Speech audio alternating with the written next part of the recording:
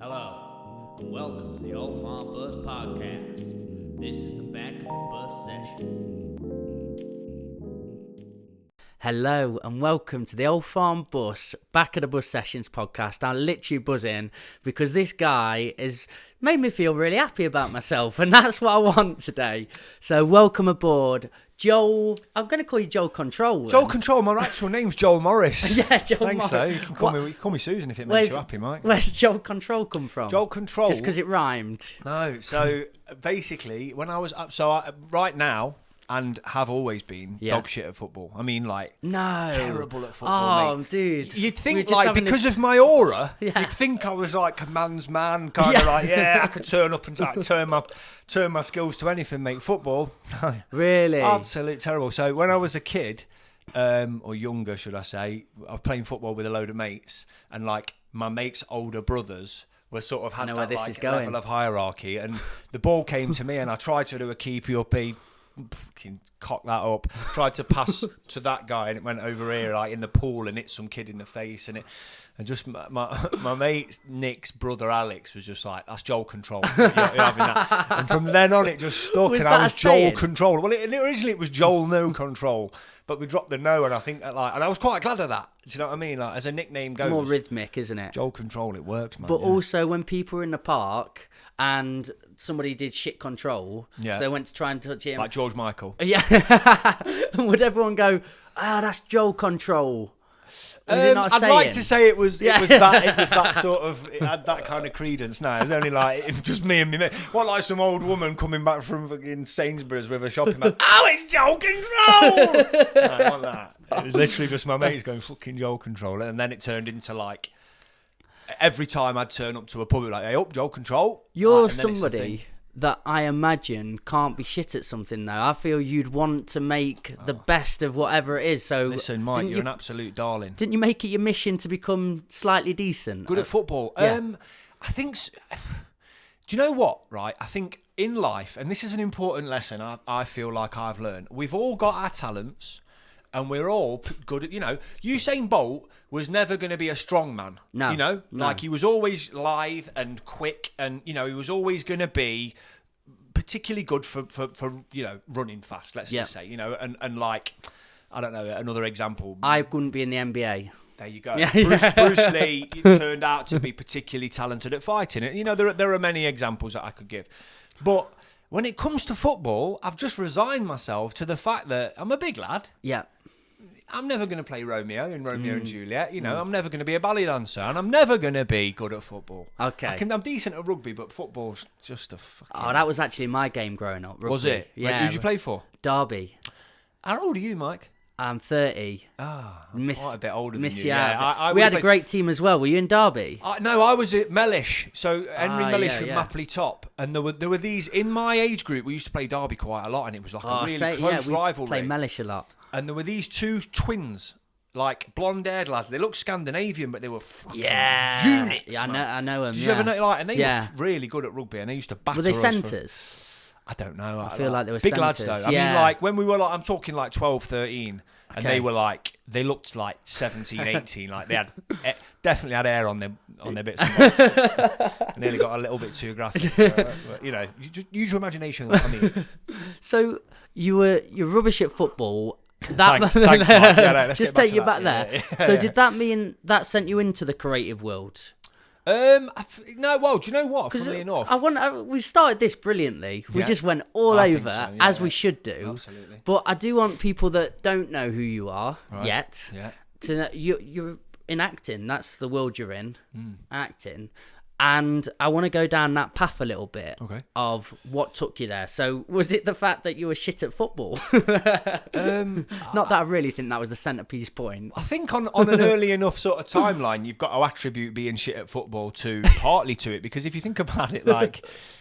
I guess, like now you're making me peel the layers back. Maybe it is. Maybe the fact that I'm shit at football has led me to this life choice. Dive into your psyche now. Because, like, if you think about it, you have to sort of fit a certain box from a social point of view when you're a kid, don't you? And like, I was never invited out to play five-a-side with my mates. Never. Like, they were like, we're playing football tonight.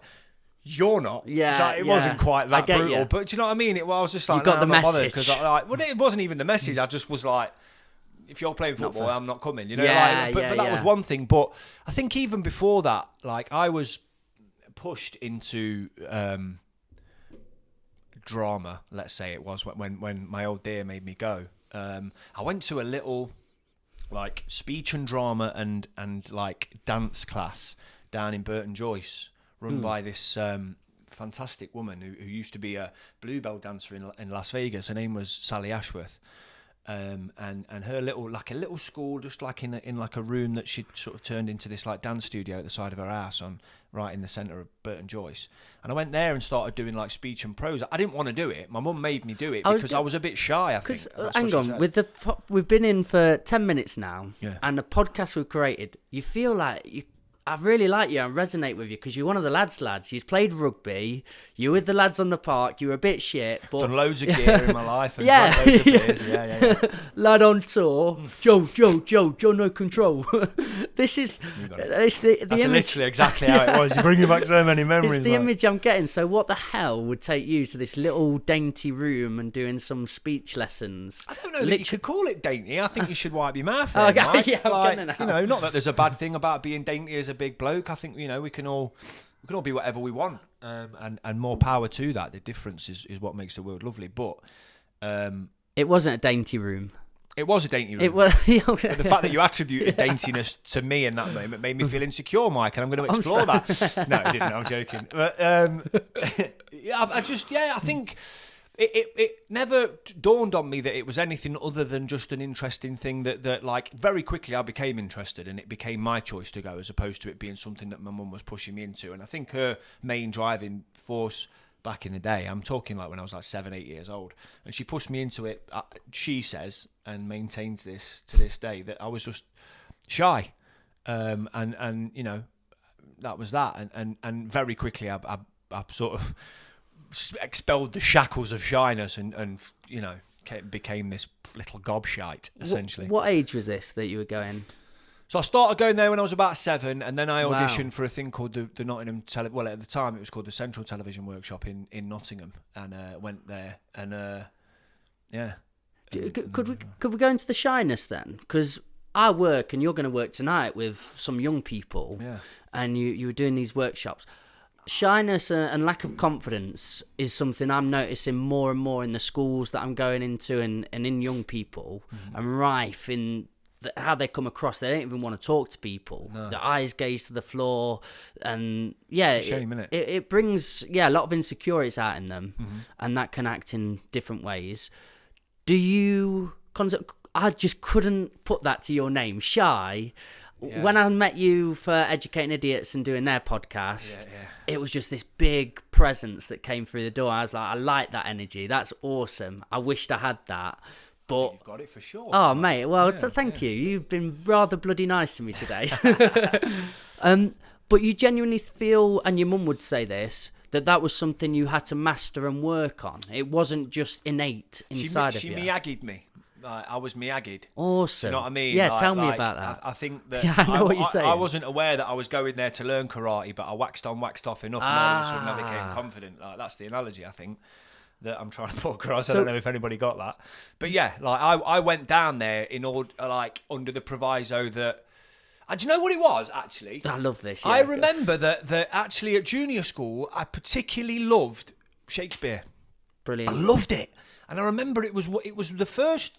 I specifically remember it was the first academic lesson that I remember being like, "Fucking wow!" Like, excuse me, my imagination was captivated. You know, last of the Summer Wines,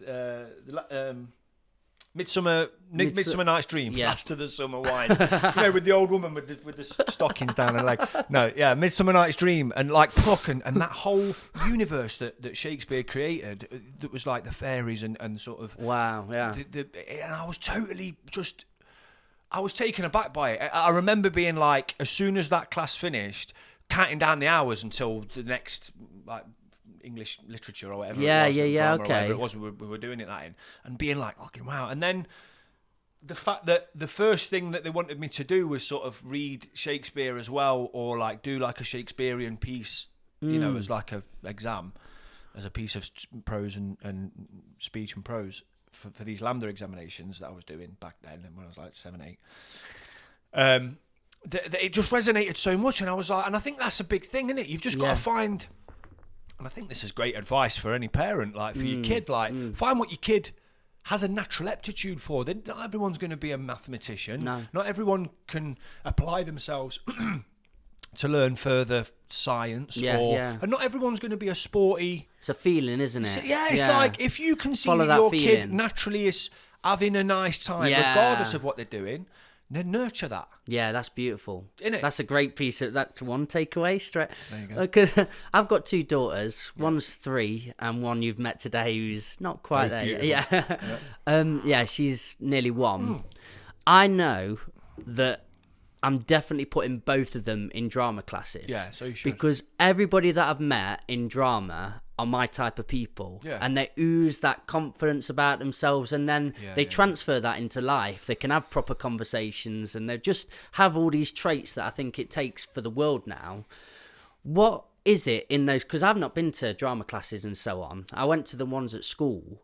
Yeah. But why do people who go into drama classes and workshops and whatnot, why do they have this confidence? What is it about drama? Do you know what that it is? Brings it out of you? I think in my experience, of which I've got a fair amount now, you know, let's face it, I'm 40 years old, I'm still at it and still loving it. You know, it's now my job. But I think the difference between, let's break it down. You've got a drama class at school, and you've got an extracurricular like workshop group, like the one that I joined, TV workshop. There's plenty of them now, but it used to be the Central Television Workshop. It's now the Nottingham Television Workshop. But we'll talk about that later. And the difference between that is, at school, you've got your sort of cliques within the class. You've got people who might generally have a natural aptitude to it and be interested in it, which is crucial.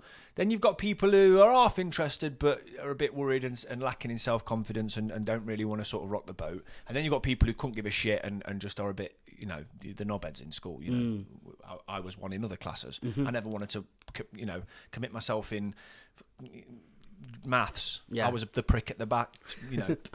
You know, whatever.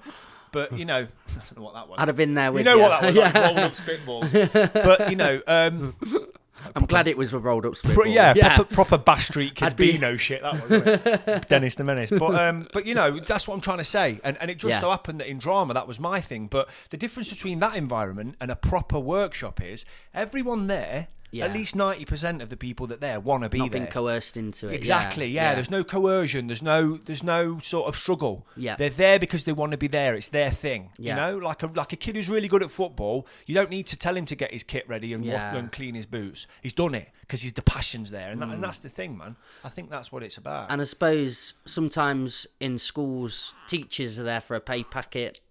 Not all. I work in lots of schools. They deserve to be paid more, let's be honest. 100%.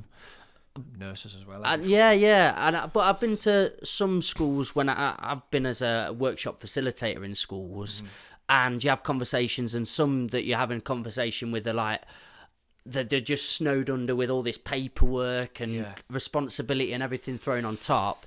So actually the passion side of things gets seeped out very quickly. Straight out the window. And then, so it just becomes this sort of tick sheet stuff. I think that was just, again, my experience of our drama teacher, and then meeting somebody like yourself that's like, in it fucking mint. And that sort of energy is what I'd love the teacher to be exhibiting. Yeah.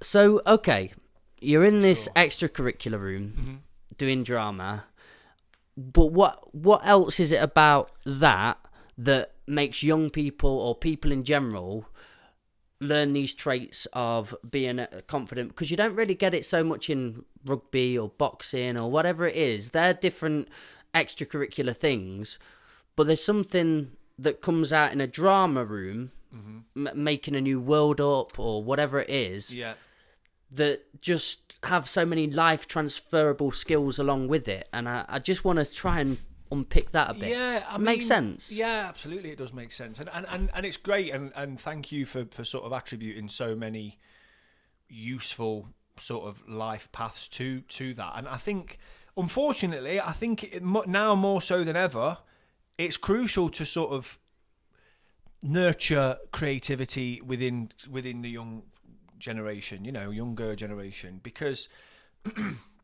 there's so much just fucking of this without any outward sort of momentum that we're going to lose passion. We're going to lose creativity. We are like in 2 generations time, people won't be able to have a proper conversation face to face.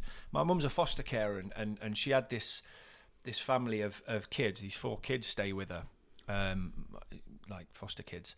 And the older of the 4 really struggled when they first came to look at anybody in the eye. Like, I won't go into any details, but he had a rough past, and so his confidence and I remember like going and seeing my mum and seeing this lad and just being like, look, man, you've got to just suck it up, and the first thing, most important thing when you meet someone is look them in the eye, you know, and that's like, but a lot of people like that's like human interaction 101, like page 1, first lesson. Look people in the eye, be accountable for your own space and value in the world. And I think there's a lot of that missing, man. And I think drama really teaches people that I'm valuable, and I've got something to say, and it might not be my turn to say it right now, but when I say it, I'm going to make sure everyone can fucking hear it, and I think it's that kind of energy. Interesting. I think that's important. Here I am kind of energy. Well, it doesn't necessarily need to be here I am, look at me, fucking main character energy. I think you've really got to be careful with that, because the egos start to shine through. The ego starts to shine through, but at bare minimum, I don't know what I'm trying to say. I just think that, and I'm not saying that in any way what I say is fucking. I'm a gobshite. This is what the podcast is for, dude. I'm essentially a gobshite who's found a way to make a living out of it. Your thoughts. But you don't have to have the universal truth. You just have to have yours, and that's what we're doing on this podcast. That was a much better way to enunciate what essentially I was going to clobber my way through, Yeah, that's what you said. Clobber is a great word. Clobber is a great word. It is a great word. There are some vastly unused words these days that, you know what I mean? Like, I heard one the other day and I can't remember what it was, but it really made me feel, it was a mate was called, it's not like a plonker, but it was sort of calling him something. I thought, I've not heard that for a while, but I'll be using that, boy. I find that I hear myself swear too much these days. Yeah. Far too much, and it's just laziness, isn't it? Like that you allow your vocabulary to sort of dumb down, because again, we've got these that correct your spelling, that correct your grammar. You haven't really got to worry about any of that, and that's bad news, man. Yeah. Really, because what? And swearing's great in the right place, isn't it? It's really What's needed. What's your favourite swear word, Mike? Yeah, I'd say cunt at times. Cunt's fantastic. When it's a well-used, well-enunciated cunt. You've really got to drive the T on it. Yes. Cunt. Yeah. But it doesn't necessarily have to be vicious or malicious. I was just going to say, when I lived in Australia, everybody he's a top cunt, and I was like, oh mate, I love being called that, because I felt accepted. I felt like part of him. I've got a he's few a quality cunt, and I'm like, that's dude, nice. You are a quality cunt. Perfect, wonderful. I've got a few really good mates from Scotland up in Edinburgh, and fucking good cunt, man. It's like, good shout. It's like a real badge of honour when someone cunts you off. I always remember how good swearing was in Dry Your Eyes, Mate, The Streets, Mike Skinner. Yeah. He doubles up on the fucking. He says, I'm not just going to fucking leave. Yo, and when he does that and he really drives it home, I thought, that's where swearing's good. That's where there's a need for swearing. That's beautiful, yeah, that's he right. Doubled up on it. Because it's like he's so desperate. It draws you right in, doesn't it, when he says that? I'm not going to just fucking... Yeah. And you know exactly, like, in that moment, that's what he said. Because I listened to it after a breakup myself, and I remember that anger that he was feeling and that sense of desperation, and I just went, I've been there. So yeah, replace that with anything. I'm not just going to leave it all now. It's like so flat. Yeah. But the doubling up on the swearing was good. Well, and also he's perfect because it makes you feel like that's exactly what happened. Yeah. And you are telling us your story, and this Dry Your Eyes, Mate, you know, obviously the narrative of that fucking song is that he is talking about an actual breakup that he had. Yeah. And it makes you believe that it actually is an actual breakup so much more, because those little moments, those imperfections in the language and the speech patterns and whatnot. Yeah. What happens? 100%. You sat there and you're like tearing your hair out because your partner's just driven you to the end, and it's like, well, look, you know, or whatever, something's happened, and it's just like, oh, we're done. But I'm not just gonna fucking you know what I mean? And that's how language is, isn't it? I was gonna say, and on a joke, have you ever watched Idiot Abroad? I have, yeah. With Carl Pilkington. I think he did. Orange Ed. Might have been more The Moaning of Life. He spoke about swearing, and he was like, I'm glad there's swear words, because there's times where it's and he went to watch this woman give birth, and it really, you could tell, like, on a genuine level. Yeah, on the show. It was about like Moaning of Life, so he tackled like death and birth and like sort of the big philosophical questions and stuff. Okay. So there was one moment where he went to help out. He was basically like a midwife, and he was helping out at this birthing thing. And he went around to different cultures and looked how they process death and process life and stuff. Right. And you could tell it genuinely shocked him. He went into it and playing his role, but then he broke character because you saw he was like, oh, that's too much. And then he went, fucking hell. And I remember in that moment he said, I'm glad swearing was invented for that thing. Yeah. Where you can't express yourself, so you just like, fucking hell. Yeah, there like, essentially, I've thought about this before, like, where do swear words come from? And like twat or cunt are quite obviously, you know, like, it's people have gone to say words, but their anger's come out and sort of closed off the filter to the word to such a degree that it's ended up coming cunt. And it's like, and then cunt's born. Do you know what I mean? Oh yeah, I just or like they've gone to say, you know, gone to speak to your mate Fred, and it's like, you know, or whatever. Yeah, I don't know whether that's happened, but I'd like to think that all swear words have come from a moment of. I don't know if that is the way, but it is the way in my head now. I'm keeping that. It is now. That's happening. So let's keep on this path. I love it, and let's keep going up. As soon as you see a place where we can sidetrack, let's sidetrack it. I want to go down them paths. Did you play rugby? Well, then, so you're in acting school. How soon in acting school do people put you in front of audiences, a real life audience? It wasn't an acting school, so just to be very clear about this, there's like, acting school is very much a middle class scenario, and acting school, unfortunately, that's the case. Does indicate that I'm decrying the middle class in any way, but acting school very much is a get to the end of school, make a very specific choice that I'm going to go to college, but my college is going to be a drama school. That's acting school. That's where you're actually doing academia based around performance. Okay. You know, you're in a classroom from 9 to 5. You're doing movement classes. What I was doing from being a kid to 21 or 20. Really? Literally from last year. 7 till... So I was kicked out when I was 11.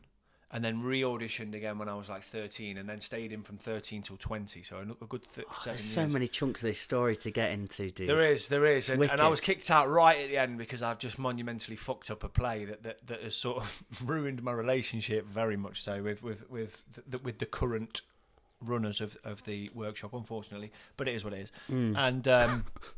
And where was I going with that? But the workshop was very much an after-curricular like group, like a youth club, essentially very similar to what you've got here. You know, kids. You know, there was funding, direct funding from the studios, which are down on Lenton Lane, across from, or used to be down on Lenton Lane, across from the Showcase Cinema, the Central Television Studios, and they did like they had. They were making programs like Peak Practice and Where the Heart Is and Boone, I think. Or like, you know what I mean? Yeah. Like, what was the other one? Anyway, there are a few programs and Crossroads. And, nice. And so they needed like a pool of talent, particularly kids, because otherwise, where are you going to get acting kids from? You know, so they had to establish and recruit from schools kids that had a natural spark about them. Awesome. So when I was first in it at 7 years old, and we're talking like early 90s, like 92, I think I started. I was just a little spark of energy at that point. I just wanted to just, and I think, and everybody was. And you've got to imagine that realistically now, a therapist would probably say that was a room full of fucking ADHD kids. I was literally going to ask. Just kids can't stop their fucking mouths. Yeah. You know what I mean? But school didn't ever do that to you. It didn't diagnose you with anything back in the day. No. Because I couldn't imagine you sitting still in school. No. So, but yeah, they didn't put you through. I don't know. Is it tests? What do you do for people now? I don't know. Yeah. But I do know that these days, for sure. And were you considered naughty though at school? Yeah, you were the naughty kid. I was a naughty. I was because it's like, just that we call it ADHD, but what you articulated just before that was this energy. That's what we're really trying to diagnose, isn't it? That's what they're going through. With different labels, different ways. I think these days, it seems to be that way. Yeah, that any sort of action that is outside the norm, that seems whether controllable or not, seems to be quickly diagnosed as something. But what if that's just their personality? Why are we boxing off people's personalities? And I find that a little bit of like an abrasive. And it's also what it does for you. Does it open a door and help you with your life, or is it often used as an excuse and start shutting doors for you? Well, who's to say that? Why has society been so quick to put these people who are outspoken and don't easily succumb to social normality? Mm-hmm. You know, why is society so quick to pen them off as the ones with the problem? Why is everybody else not the ones with the problem? 1,000,000%. I've had them thoughts many times. Yeah, reoccurring. Like, you can't. Maybe you speak up too much, and you've got too many ideas outside of the peripheral. You know what's socially acceptable. Yeah, this is what we're learning, and anything outside of that means you've got no attention span. Well, no, this is boring. Yeah. So let's explore. Let's fucking be fantastical in our ideas And why would you not want to be that? Why would you not want to let your imagination run wild? I don't get it. I feel like when I have kids, I haven't got any kids right now. I'm sorry to cut you off then, but I'm on a tangent here, and I'm really. Mate, dive in. Come on. But like, I don't want to ruin that energy. Yeah, if I had kids, and at some point I may, I'd love to have kids, but I would very much want to nurture every fantastical part of their personality. You know, I've got some friends who are fantastic mums and dads, and they're so eager to sort of give their kids, not everybody can do that. Not everyone's got the energy after working a fucking 10-hour day and grafting their bollocks off. It's enough to just be with their kid and be there. But I think it's a wonderful thing to nurture your kids' creativity. Yes, sure. I mean, I suppose schools are a big part to play in the reason of people struggling. It's that very obvious meme. Do you know the one with the fish trying to climb the tree and you've got the monkey up there saying come on, it's easy? I think school's kind of designed like that, and it will suit some but not others. And it's not, I think school was set up, I've read recently about this, I listened to a lot of Audible, putting people into factories after World War II, I think. So it's getting back to industrial revolution and getting factories back set up, and it's just not had a makeover for a long time. Well, that's what essentially what academia is, particularly in the school classroom, is making people is conform. Conforming people to a working day, 9 to 5. Making them make sure that they're on. It's basically making sure that people get used to getting a task in on a deadline. Being quiet when someone else is talking in a position of authority. There you go. All that's fantastic because we need people to make the world work. But what's life if not for creativity and especially less and less now with AI and technology and people being replaced by all these components. We do need people to consider, well, what are the skills that you're going to be left with after school? And I suppose that confidence that we're talking about, learning to network now, manicure your social media. Whatever it is. But yeah, man, they're all different traits of being human now that we need to take into the workforce, because the jobs are being replaced. So it just needs to constantly. But you know what though, like, how are we as a species allowing? How are we as a species? How are we as a species with this whole AI movement? Yeah.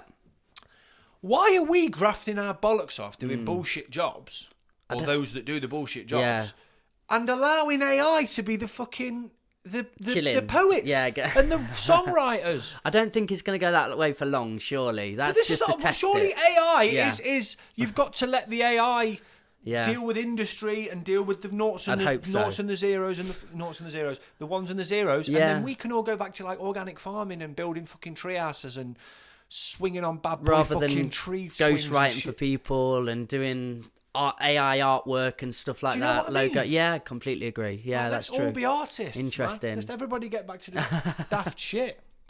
Okay, that's my ideal utopia. Yeah, we're in it together, brother. We've sorted it out. In 35 minutes, we're through. We know what to do. So let's call it a day. Now. Okay. What on earth? Why did you get booted out of this? So the first time, what am I calling it? It's not a drama school. It's a drama workshop. It was a drama workshop. It's drama workshop. Still is, but it's not funded the way that it used to. And be. you're going there 4 times a week after school. How long were you going there for? Twice a week. Twice a week. Yeah, between 11 and 16.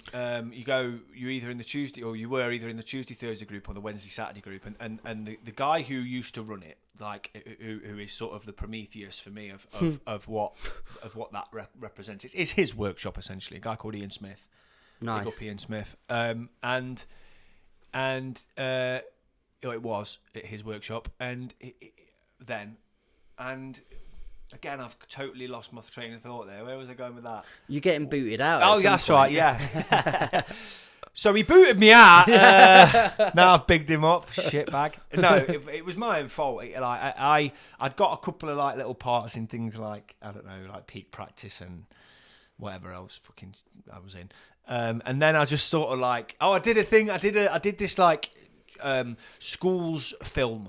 It was particularly for like, you know, like the learning authority to put into schools, and it was called Good Health, and it was about sort of teaching kids like almost like, you know, in America, the DARE initiative, DARE, dare not to take your kids away from drugs. It was like that, but it was called Good Health, and there was like a number of little vignettes within it that I was always part of. I was like the main character of. It was about like, don't offer your mates fags, don't sniff glue, don't fucking, if you find some powder in your older brother's fucking in a wrap in your older brother's straw, don't sniff it, you know, that kind of shit. Yeah. Which of course we all know.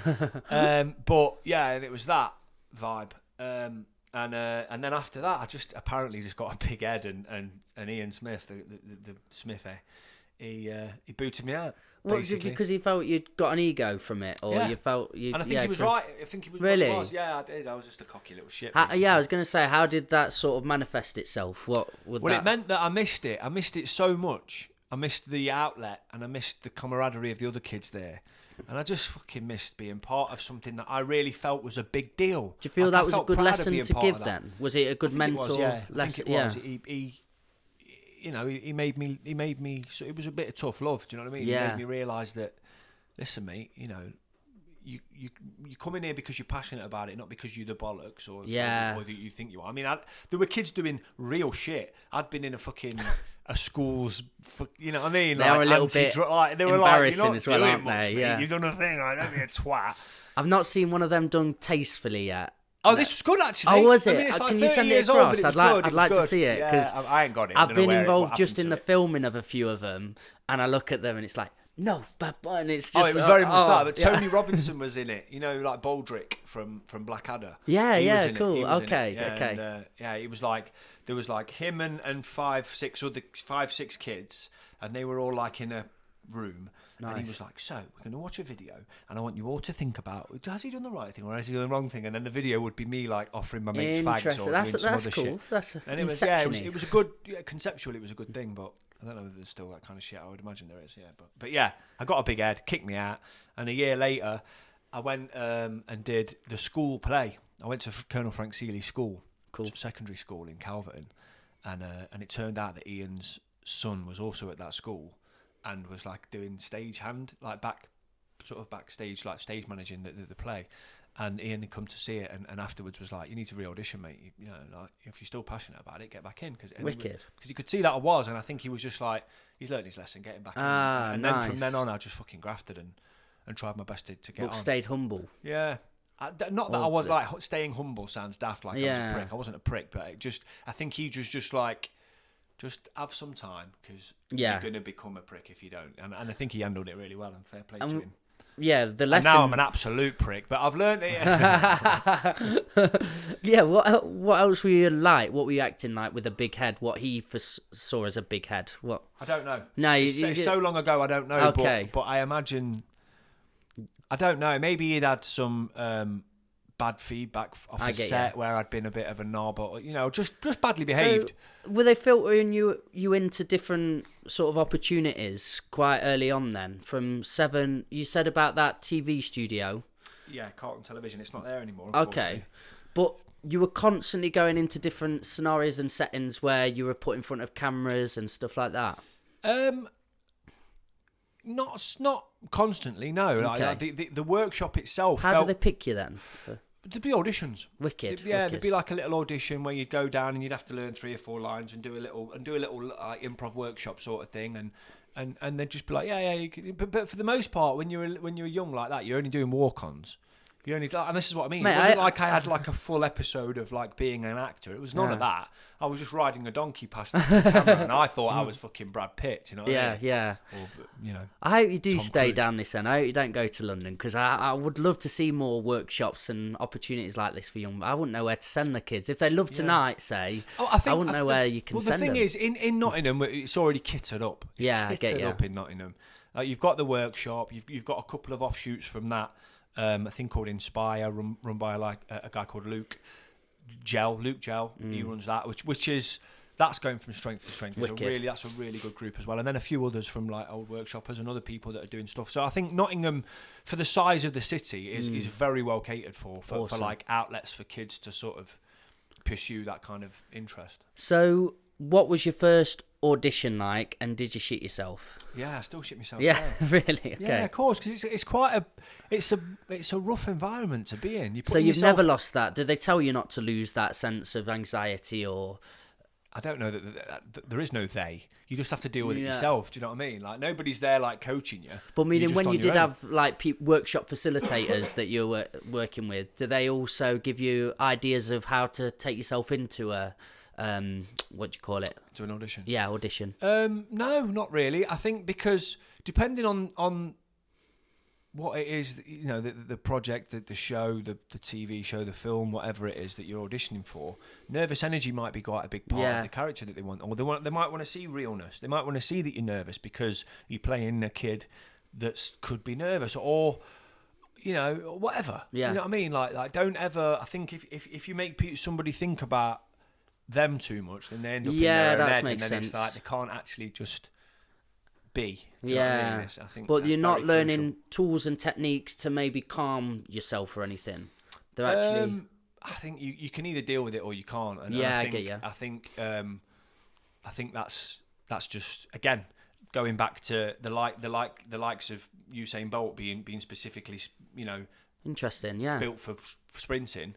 Well, if you can't get over your nerves, then it's not for you. Yeah, Do you know what I mean? yeah. If you, it's like feel the fear. I read I don't know if it's a book I read or something, but there was a thing that I remember hearing a lot when I was younger. Feel the fear and do it anyway. And I think you've just got to like know that the fear is there, but actually use it as something that's like, I'm using that as like part of my energy, as part of my fucking drive. To be fair, I do talks at schools and stuff, and there was a guy that got me in for his organisation to do these talks, and I felt so much imposter syndrome. I was like, what the fuck? I did so poor I just did really bad in education. You've got such a natural aptitude to this kind of shit, man. Well, that's really...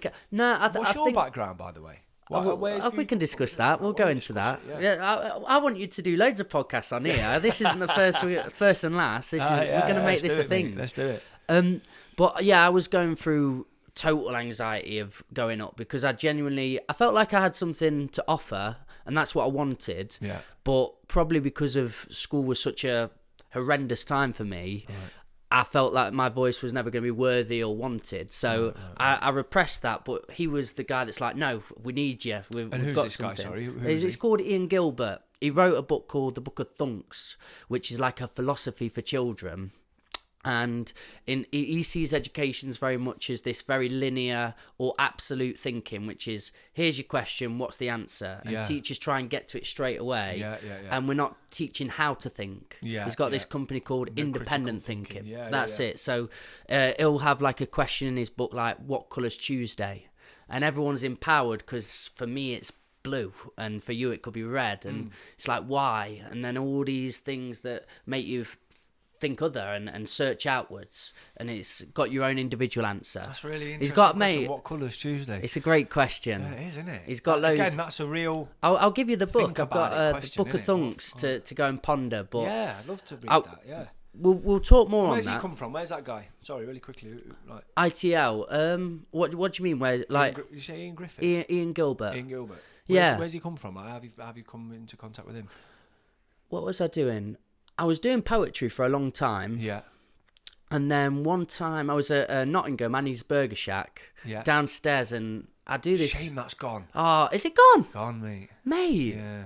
Oh, I'm gutted. Oh, mate. Well, this is where my whole this is where the buses really came from. But I was down there, and all I really, like I say, for my story, which we'll do on another podcast, I want to get into yours today, but I really struggled from school. I didn't leave with anything. I left with no passion. I tried a handful of bits, but I never felt that feeling until I went travelling, and then I lost a friend to a crime, and I wrote about it when I was away, and I really stuck away from writing all my life. I was told I was dyslexic and stupid, and in that moment I was like, fuck, I need some, and I just started writing, and it all just come onto the page. I was like, oh, this is amazing. I didn't care about punctuation, spelling and grammar and all that. It was just getting me on the paper. So then I came home from there, and I just started pursuing this thing. But it was when I got on the stage, I loved it. I really felt safe, and like I found a thing there. So I was performing in Annie's Burger Shack after doing poetry a couple of years probably, and another guy called Martin, who was a teacher and then went into teaching teachers, was in there. And I remember we just connected, like during this poem that I was doing. I looked over at him, and he was really in on this piece that I was doing, and he's like, and then afterwards I went and talked to him, and he's like, I work for this company, Independent Thinking, which Ian runs, and he said, yeah, we've got a big collective of us, and we go into schools and sort of say there's another way of doing it rather than the way that you've been doing it. So he assigned me as an associate, and then I go into schools and sort of just tell my story in my way. But where we got onto this story was because of about that fear and anxiety. The way he helped me tackle that was reframing it for me. And he said, nerves are the respect that you pay the audience. And when he said that, because before I was just really good point. Totally in my head, I was really worried about it. I didn't sort of have that intention of it. But then when he said, nerves are the respect you pay the audience, I thought, oh yeah, I just really want them to get something out of this. So go and deliver that. And it alleviated all them nerves then. I thought, let's just go and give them something. Let's serve them. And it sort of took it away. So that's cool, just man. little moments like that people can get equipped with, and they can sort of have that quick little, oh yeah, refresh, go back to. Oh, that's cool. I like that. Nerves are the respect you pay the audience. It really helped me. It alleviated it a bit. It helps a lot because it's true, right? You know, you're like, the amount of times that I've done like a live performance, and just before you go on, you're literally shitting bricks, you know, and people call it butterflies. It's not butterflies. You've got rhinoceroses. Rhinoceri running about, battling in your stomach, and it's like, what am I doing this for? And you think, why would anyone want to put themselves in this environment? But then 2 minutes into the performance, you're like, this is why, because I feel so alive, and it feels such a nice thing to be part of. Nice is a shit word. It feels such an inspiring and engaging and electric thing to be part of. Do you know what I mean? So then you'd been at this writer's workshop. You're there. When did you start getting in bigger productions and going into sort of Yeah, the big environment, the big world. Well, I was in the workshop until I was 20. I was kicked out. It was like a mutual decision for me to leave early. Just because. Was it an ego thing again? No, it wasn't. It was the opposite. I totally sort of just lost interest and was smoking weed and drinking too much and just generally being a fucking fart. I was. What age was this? I was 20. 20. Yeah. Was there a decline in that? Was there a reason that? Yeah, just smoking weed and just like not girls. Specifically smoking weed. Yeah, girls, I guess, or chasing them. I don't know whether I got with girls or ever had really Mate, any you attention are a handsome chap. Thanks, I'm man. telling you now. I didn't really have much attention from many girls, but when I was sort of like 17, 18, and all that. But like, just fucking with my mates, just getting on the piss all the time and just being an absolute. That was probably why I didn't have much attention from girls, because all I was bothered about was like football. It's just like, who the fuck wants to be around that guy? So that's probably why. But yeah, and so I was in a play, and the director of the play who now runs the TV workshop, a woman called Alison Rashley. Mm-hmm. She was the director, and it was Alfie. The play was Alfie, and I was playing Alfie. And I don't know if you know the play or the text, but he basically never leaves the stage, and like big chunky old monologues, like some of them are like 2 pages long of him. Just it's like pontificating about the world and just talking about his thoughts. But because it's a play, you have to know it word for word, and you have to know exactly what you're doing. And that morning, we did 2 performances. It was split down the middle. So there was me doing 2 performances and another lad called Andre Majuri doing another 2 performances, like staggered. And on my first performance, I'd been out on the piss the night before. I'd smoked a load of weed before I got there. And I remember just turning up, and I hadn't even thought about the fact that I'm about to go on stage in front of a few hundred people, and I was just like, and I'd dulled all the receptors for sparkiness and everything that makes someone interesting to look at, because I was hungover and just a bit like with no energy or gusto about me. And I think that's what made me stop smoking weed. Interesting. It was that. It was the fact that I knew that what am I doing? Like, I like being sparky and like being able to draw on different ideas and stuff, and we took that away from you a bit. Yeah, it did for me. Yeah, and I know a lot of people sort of say that it sparks creativity in them. For me, it only ever made me feel like I was like it made me feel like I was walking through thick sludge. Like just with no spark. Yeah, I get you. I don't like that. I don't like doing anything of the drugs that I've ever chosen to do. Yeah. As a young adult, and leading up to sort of through my sort of 20s and whatever, like the drugs that I liked doing were drugs that were like sparky and sort of like made me more like, I love everybody and I want to fucking explore things that like that's energized. Interesting to me, energized, not like like fuck that. Yeah, let's go home and play Xbox. Yeah, I'm with like you. I've never been an Xbox guy or a computer guy. Do you know what I mean? Like that for me is like. I like that's tangible probably where you fun. would have found yourself eventually if you were into that. So it's good job you weren't there. Interactive, real, tangible That's shit. Brilliant. Yeah. Okay, so you stop doing weed and monging out, and then you start taking acting as a viable career. You take it a bit more serious. No, so I sort of basically had a hiatus from acting for the space of about 4 or 5 years. So I got to about 22. I thought you were going to say days. I had a hiatus for 5 days. No, I left the workshop in 2004, went out to LA. I went to Los Angeles and was part of a school out there called the New York Film Academy for like 2 years, a year and a bit, and did like an acting for film course that was a year long, but it was just a bit more than a year, and got a diploma from that, and then came back and was like, this is going to get me fucking. Nobody gave a shit. Like, really? I tried to get an agent, and they were like, "The New York Film Academy, what the fuck's that?" I've seen a bit. Oh, mate, wasted your time and money there, mate. Do you know what I mean? Really? Great, but the experience of being out in LA at 20 and 21 years old was so much more valuable than what I thought the value of that trip was, which was the diploma I got. It wasn't. Like, yeah, I got some good. There was a couple of really good teachers. A guy who's an actor now, who I really still look up to. A guy called Seamus Deva, who's an American guy. Big up Seamus. He was like the one major teacher that I was taught by out there. Who was like the bollocks. He was so passionate and so driven about what it is, the beauty of sort of committing yourself to sort of the process. Anyway.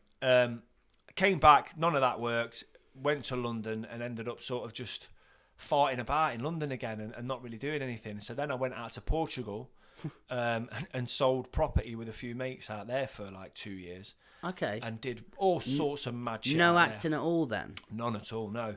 And sort of was working out there for like 2 years and then bumped serendipitously, not surreptitiously at all, but bumped into in Budgeons on Mapley Top. I bumped into Ian Smith, the guy who ran the workshop again. Oh, and sort of wow! Like, it was like a full circle moment. He was like, "You need to come your back life, down." Yeah. And he was like, "You need to come back down. We've got this show and blah blah blah, and you need to come and audition for it." And then from then on, just sort of went from sort of strength to strength. From there, he helped get me an agent, the same agent I'm with now, Curtis Brown. And when you did no acting at all, did you feel a loss of something, or? I felt like I absolutely did, because outside of acting, my only drive was money then. It was like, what am I doing to make money? And I get you. We all need money to live. Yeah. You know? But it can become bloodthirsty, can't it, eventually? Well, it certainly did, because I was sort of like getting into like, how can I use my skills, and really my only skills are the gift of the gab outside of acting. So really my only transferable skill from acting is sales. So I was just good on the phone, and I got to a point where I was a really good salesman. But the problem with that is there's only so many like sales you can get until you're still the same robotic. Like, I get you. Do you know what I mean? It's like there's no change in it, and I need diversity in my pursuits. I do, otherwise you're not going to get the best out of me. You just not, because I'll get bored and I'll start fucking drawing knobs on walls. I'm sure they're good knobs, though. Fantastic knobs. Yeah, the best knob drawer the best around. Knobs. Actually, my brother's the best knob drawer. Oh, really? Ever. Yeah. Is he like super bad? Charlie Morris is the best knob drawer in the world. Fact. I'm going to have to prove this on next episode, aren't we? Yeah, we'll get Come on, in. Charlie. I'll get him to send one. I'll post one up with the podcast. Yeah, you had a chat with Ian, and he's encouraged you to get back into it. You've been in some pretty big stuff, though, right? You've been in fucking Wonder Woman. Wonder Woman, I mean, I was only in that for 2 seconds. Star Wars was another thing. Wars, like, I mean, I've just, Go on, do a list now, just of like what have you been in? Without meaning to sound like a ball bag, it's quite a long list. So I'm not going to sit here and like give me some big hitters, and then give me some ones where you've been like the recent thing you did for ITV and stuff as well. That was Channel 4. Channel 4. Yeah. You're gonna nearly, get me. Five to choose from. It's I wasn't going to go Channel 5, so I did end up. Yeah, definitely on Channel 5. Although that's great as well. If there's anything going on Channel 5, I'll take it. I don't know. Like I did a thing like one of the most. Still to this day, one of the most interesting jobs I've done in terms of like the process of being involved in it was a thing called Fortitude, and that was filmed in Iceland. And I was just sent as you are when you've got an agent, you're sent an opportunity to put yourself on tape. It's called a self tape, and you set this thing up a bit like this. You put your camera on a tripod and in front of like a blank wall, and you do the scene. And it was literally just a couple of lines. It was like this bloke who had walked up to like a site and was like, "Yeah, that's all right," and blah blah blah. Anyway, the casting director, Julie Harkin, had seen that tape and thought that I'd be better for a bigger part, and just offered me this bigger part. And it was like a mercenary that went in the second series in like the last 3 episodes, because one of the characters gets this virus and turns like a bit fucking naughty, and I don't know, like it was a big show and quite really fucking good. Actually, without meaning to blow my own trumpet there, I was only a small part of it, but it was good. Anyway, yeah, like just all of a sudden I got this offer, and then before I knew it, I was on a plane going to Iceland of all places. And in my head, I was like, I would never have come to Iceland. And then I ended up on this fjord and like on this fucking up a mountain and driving big, massive like 4x4, super 4x4 trucks and just doing crazy shit, firing guns and just like just on mad sets, just in the middle of, and I mean, nowhere, the middle of fucking nowhere, on a glacier on the never really should be on the west coast of Iceland, and it was just the most mental. Mate, I remember just being there in one moment, and I've got some great photos that I'll show you after. And I remember just being there and like being like, "This is my job." Is that what? This is fucking mental. Yeah, is that what set it in stone for you? Did you go, I want to pursue this now? Because it was signing with Curtis Brown, because like having been around acting for years, I'd seen people have agents, and that always seemed like such the pinnacle of like. I've since come to learn that getting an agent is literally the first step. Like there's people who've got agents who still never work. You have to get the jobs, and you have to maintain the relationships with the casting directors, and you have to be, you know, you have to be dependable on set. You have to at bare minimum be a true networker. No, I don't know whether well, yeah, you kind of do, and I'm not. That's not my natural. Is that not aptitude. quite the right word? It's certainly not something that I have a natural skill in. Yeah, I don't seem to be a great networker. I don't like those. Yeah, those vibes. But you have to sort of.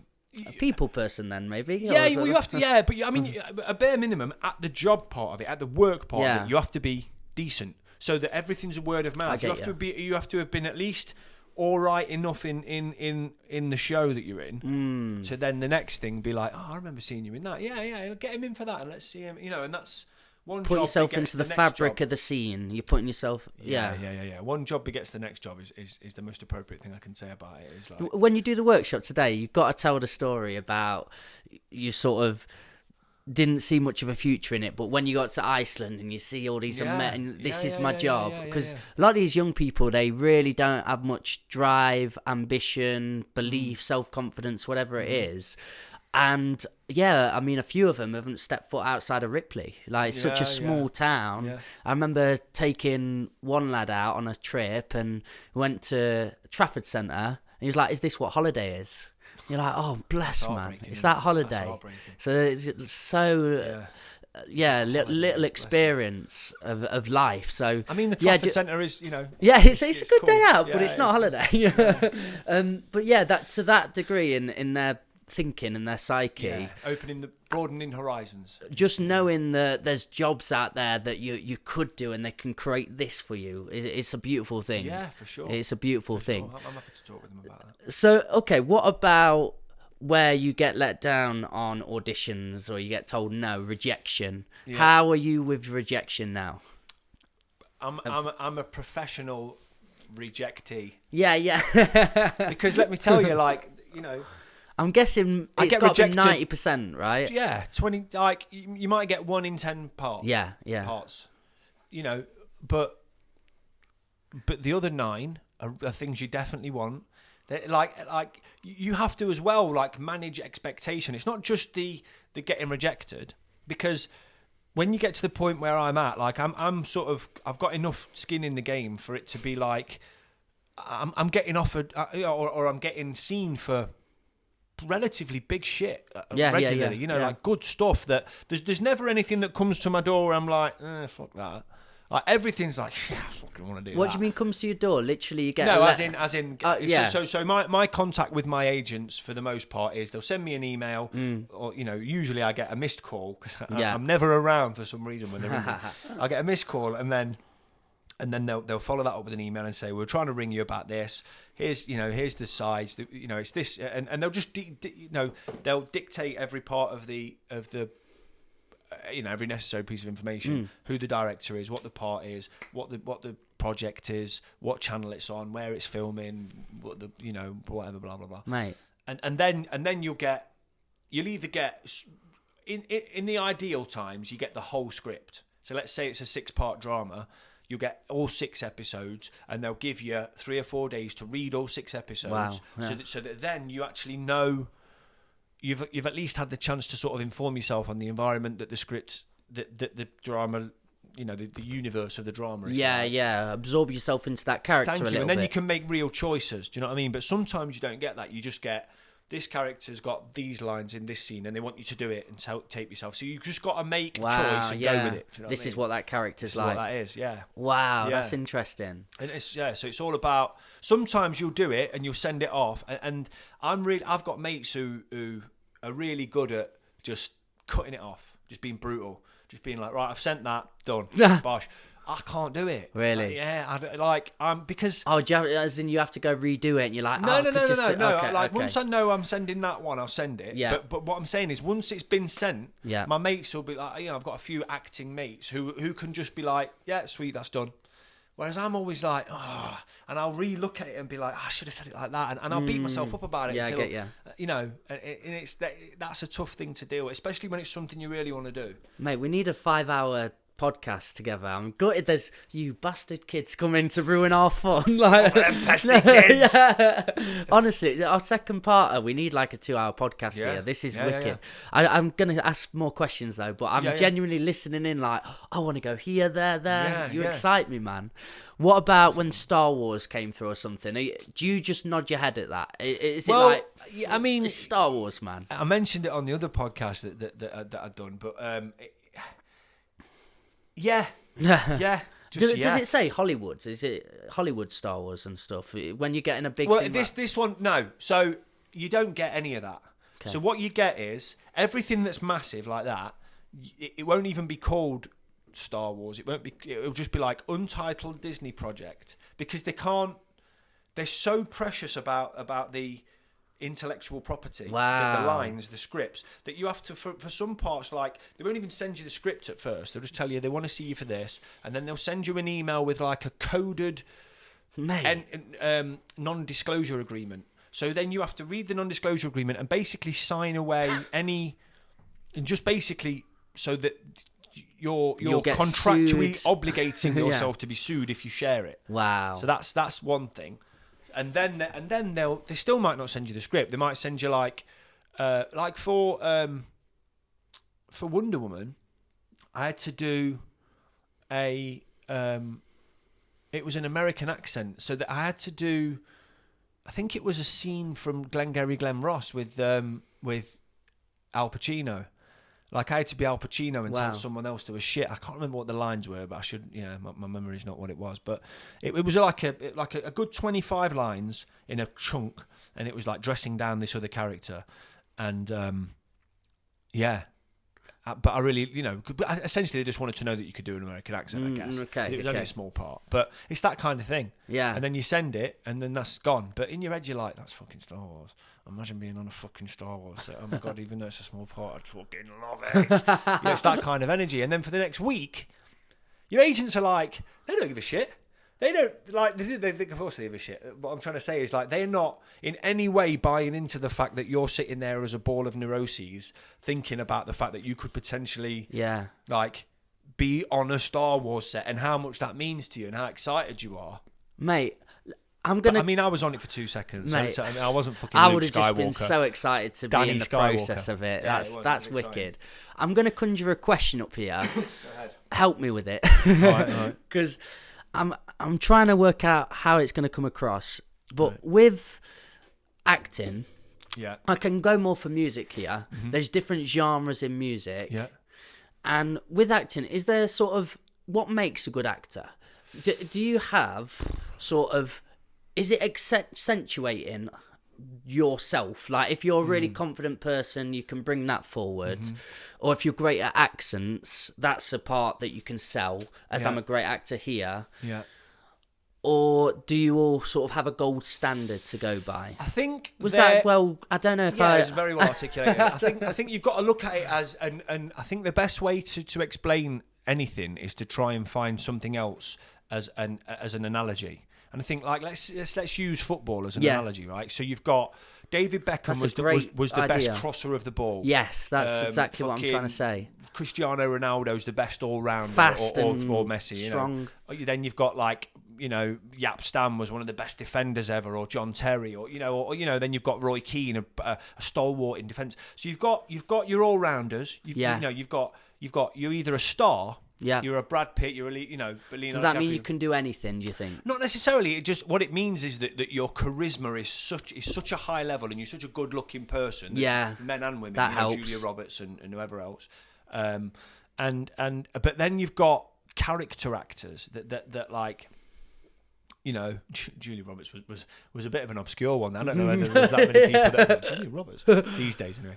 Mate, you're answering this brilliantly, by the way. Okay, yeah, good. It's really helping. I don't know if I'm going to, but like all on board here. Yeah, then you've got the likes of your method actors, and they're like the very specific, like they're Zinedine Zidane's. Yeah, do you know what I mean? They're like, they just stay in their lane, and they're just wholly focused, but they're not necessarily incredibly charismatic people. Yeah. Like the difference between, let's say, a Robert Downey Jr. and a Daniel Day-Lewis is cosmic, because Robert Downey Jr. is Robert Downey Jr. wherever he goes, right? But Daniel Day-Lewis, if you see him, and he's a great actor, Robert Downey Jr., great. I don't think I've ever seen him put in a poor performance, but he's not quite, I would say, in my opinion, on the level of like Daniel Day-Lewis. I think he's got to this like fable, like mystical sort of echelon of sort of,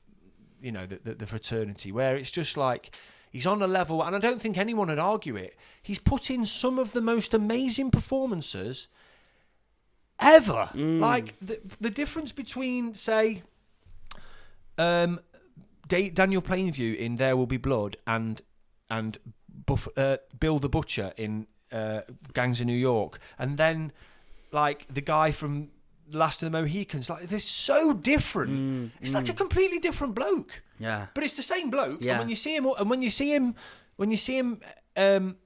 interviewed, he's really, very well. Yeah, spoken, yeah. and he's quite almost shy looking, and sort of doesn't really, and it's like, where the fuck's Bill the Butcher in that guy? How did you get to Bill the Butcher?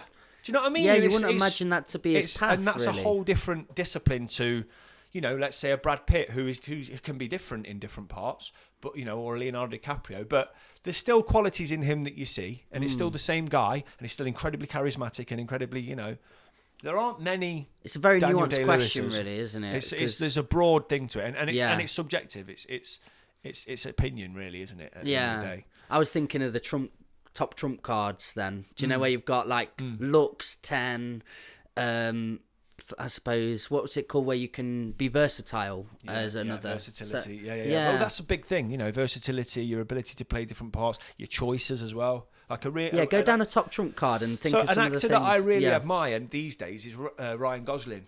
Yeah. Just because, I always thought he was just like a good-looking guy who was like a star, but actually he makes some really fucking interesting choices in the parts that he does, and he's really fucking good. Yeah, he is. He's actually really fucking good. Like, I've never seen him not be very likeable, brilliant. Yeah, and he seems like you'd want to have a pint with him. Yeah. Do you know what I mean? And there are a lot like Jennifer. Jessica. Oops, sorry. The woman that's in the actress that's in Hunger Games.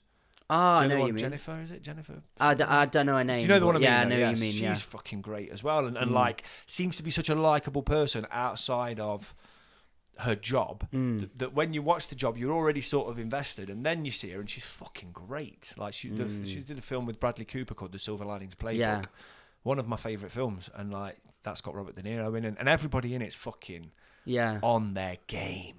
But like she's fucking brilliant in it. She plays like this unhinged girl, and she's really fucking good. Wow. So I suppose the word, it's just committing to it, isn't it? It's just being able to get a role up and doing your job. Yeah, turning up. Okay, wicked. With the method acting, can that be quite dangerous for some people? I've heard of, like, The Shining, for example. Was it who played the role in The Shining? Jack Nicholson. Yeah. He went into method acting there, didn't he? I don't know that he did. No. Oh, really? No, I don't think that's method acting. Method acting is like you embody the character all the time. Well, that I mean, just some trivia I got told there. Oh, right. But apparently he locked himself in his hotel room for like 8 weeks, and they had to like leave him a plate of food outside the door. and he didn't want to see anybody until the crew arrived, so he could just get into the headspace of literally being in a hotel that's complete, like, non-existent. I've never heard that. Really? If that's true. Have a look into that. Yeah, I will. That's an example where apparently, if it is true as well, it would do it for you for sure. I was going to say, after that, for months, apparently he had to go to sort of therapy and work on it because he got so involved in the role. Is that something you'd steer away from if it became you need to get into this character? I'd love to be in a position where that was even an get option. What you're saying. Like, that's true. It's true privilege. That's when you're at the point of your career where you can afford to do shit like that. Because you're the number one on the call sheet, you're the star, and you're given this gift of a fucking role, and you're given it way ahead of the first day of production, so you can get 3 months of training. You know, if you've got to get in great shape, and they say, "Oh, we need you looking absolutely ripped off your face for this gladiator fucking shit part," but we're not starting filming till April, and it's now November the year before. So you've got 6 months. So do it, you know, and you've got 6 months to really fucking diet your bollocks off and get into, you know, do the research and fucking, you know, and just.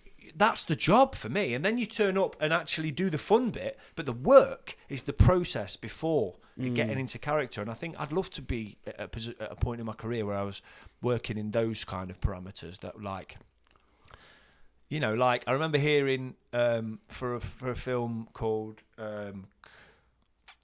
it was a film that Tom Cruise was in with Jamie Foxx, where Jamie Foxx was a cab driver and Tom Cruise was sat in the back and he's a hitman, and I can't remember what it was called, but anyway, he like took a job as a UPS delivery man.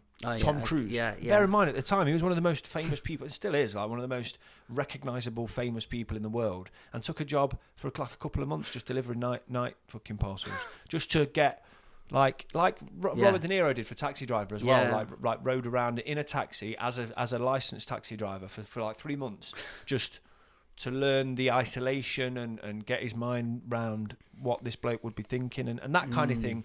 As far out as that sounds, it's literally just the privilege of being the star. Christian Bale's a good example as well, isn't he? He does all that shit, yeah. Mate, it's got to be really unhealthy for you, do you know, to stack on this weight and lose it all and stuff like that.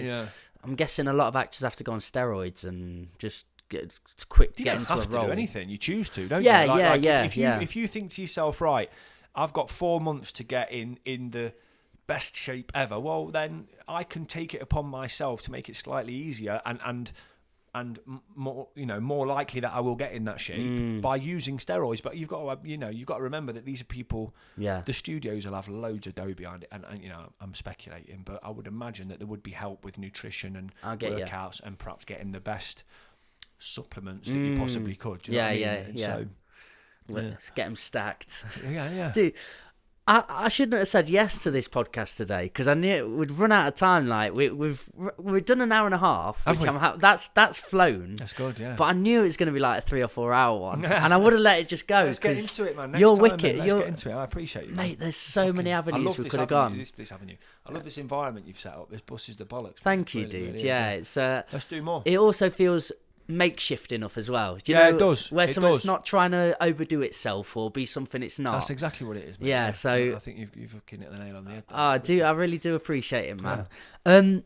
Mate, let's do another one soon. Let's go into everything we were about to go into there because I want to hear Let's do it. What your thoughts on the industry is like. I want to hear more about your path into it. You've done a lot of cool shit. Yeah, it's exciting. Yeah. It's exciting. And you're thinking about doing your own podcast cool as well? But yeah, I am. I would just say definitely do it. Like you're such. I would listen to your podcast all the time. Oh, thank you. Man. Yeah, I appreciate that. Well, at least we've got one listener. Yeah. Me and my brother are just going to do like a sort of a candid thing.